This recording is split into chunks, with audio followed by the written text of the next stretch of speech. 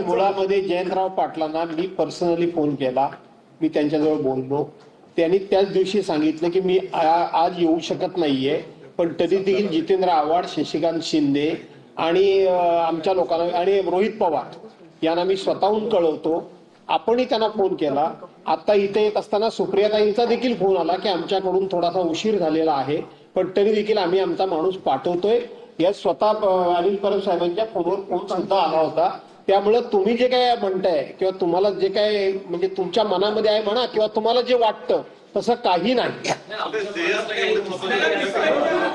आम्ही जे बाकीचे राज्याचे मुद्दे मांडले ते महत्वाचे. भास्कररावजी, राज्याचे मुद्दे मांडले ते महत्वाचे आहेत. मला राज्याचे मुद्दे मांडले. दोन्ही राष्ट्रवादी काँग्रेसचं विलीनीकरण होणार आहे आणि त्यानंतर असं आहे की हा आमचा विषय नाही.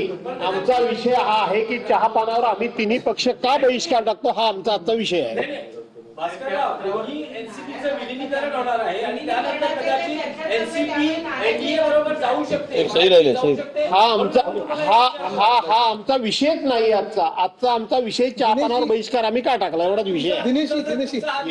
आणखी एक महत्वाचा विषय आहे. बोला. पुणे मुंडवा जमीन घोटाळ्या प्रकरणात यंदा तरी विरोधी पक्ष अधिवेशनात काही अजेंड्यावर हा विषय घेणार आहे का? कारण गेल्या अधिवेशनात विरोधी पक्षाच्या अजेंड्यावर हा विषय नव्हता. मला प्रश्न पूर्ण तुमचा विषय असा आहे की या जमीन घोटाळ्याचा अहवाल महसूल मंत्र्यांकडे टेबल झालेला आहे, ज्यात पार्थ पवारांना क्लीन चिट दिल्याचं म्हटलं जात आहे. तर आता या अधिवेशनात विरोधी पक्षाची पुणे मुंडवा जमीन घोटाळा प्रकरणात काय भूमिका असणार आहे? जी लोकहिताची गोष्ट आहे, जो नाहिरे वर्ग आहे त्या नाहिरे वर्गाचा आवाज म्हणजे विरोधी पक्ष आहे.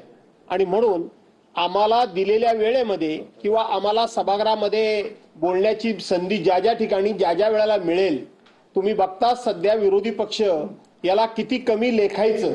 विरोधी पक्ष हा संख्येनं कमी असल्यामुळं ठाई त्याचा किती उपमुर्द करायचा हे तुम्हाला सगळ्यांना माहिती आहे.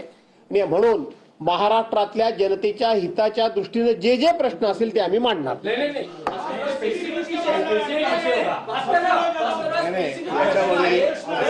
सभागृहात जर हा विषय मांडू दिला नाही तर तुम्ही सभागृहाच्या बाहेर आंदोलन करणार का? जी तुमची वैधानिक आयुध आहेत त्याद्वारे हा मुद्दा मांडणार का? सर्वप्रथम याचा अहवाल पहिला स्ट्रॅटेजी माहिती नव्हती तुमच्यापर्यंत, एकच मिनिट त्याचा आता उत्तर घेणार की नाही. अहवाल तर येऊ देत, अहवालात काय लिहिलंय ते तर बघू देत, आणि मग अहवालात त्याचा काय उल्लेख आहे, त्यांना क्लीन चिट दिली आहे की नाही दिली आहे हे तर पहिलं तपासून बघू देत. हे तुमचे सगळे प्रश्न प्रीमॅच्युअर्ड आहेत. झाला आहे असं विरोधी पक्षाला वाटतं का? आम्ही आरोप तर केलेले आहेत. त्याच्यावर सरकारने समिती नेमली आहे. समितीचा अहवाल अजून टेबल झालेला नाहीये. ज्या दिवशी अहवाल टेबल होईल त्या दिवशी आम्हाला तो वाचायला मिळेल आणि मग त्याच्यानंतर विरोधी पक्ष आपली भूमिका ठरवेल.